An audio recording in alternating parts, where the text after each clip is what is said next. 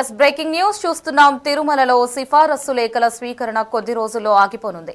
ఎన్నికల నోటిఫికేషన్ వెలువడిన రోజు నుంచి సిఫారసు లేఖలను స్వీకరించబోమని టీటీడీ ప్రకటించింది. ఎన్నికల నియమావళి అమల్లో ఉన్నప్పుడు సిఫారసు లేఖలు చెల్లవని స్పష్టం చేసింది. ప్రోటోకాల్ పరిధిలోని వ్యక్తులు నేరుగా వస్తేనే బ్రేక్ దర్శనం కల్పించాలని నిర్ణయించింది.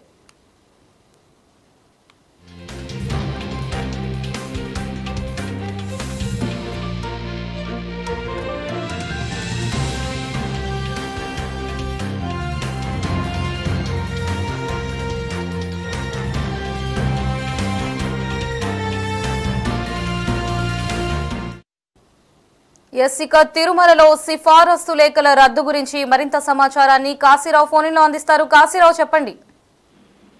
లహరి, తిరుమల శ్రీ వెంకటేశ్వర దర్శనాలకు ఉన్నటువంటి డిమాండ్ ప్రత్యేకంగా మనం చెప్పుకోవాల్సిన పని లేదు. ప్రతి ఒక్కరూ స్వామివారి దర్శనం కోసం పరితపిస్తూనే ఉంటారు. రాజ్యాంగబద్ధ హోదాలో ఉండేటటువంటి ప్రముఖులు కావచ్చు, అధికారులు, మంత్రులు, సామాన్యులు తిరుమలకు చేరుకొని వివిధ మార్గాల గుండా స్వామివారిని సేవిస్తారు.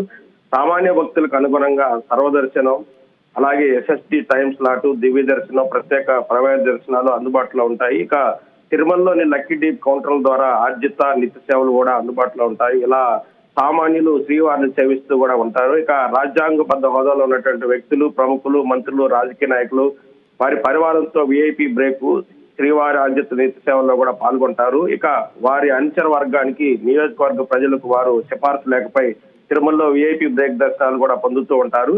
ప్రతిరోజు ఉదయం బ్రేక్ దర్శనాలకు వెళ్లాల్సిన భక్తులు ముందు రోజు తిరుమలలోని అడిషనల్ ఈవో కార్యాలయంలో అభ్యర్థిని పెట్టుకోవాల్సి ఉంటుంది. రద్దీ ఆధారంగా ఈ కోటా విడుదల సాగుతుంది. ఏపీకి సంబంధించినటువంటి ఎమ్మెల్యేలు కానీ, ఎంపీలు కానీ, అలాగే మంత్రులు, కేంద్ర మంత్రులు, ఐపీఎస్, ఐఏఎస్ అధికారుల సిఫారసులపై విఐపి బ్రేక్ దర్శనాలు జారీ చేస్తా ఉంటారు.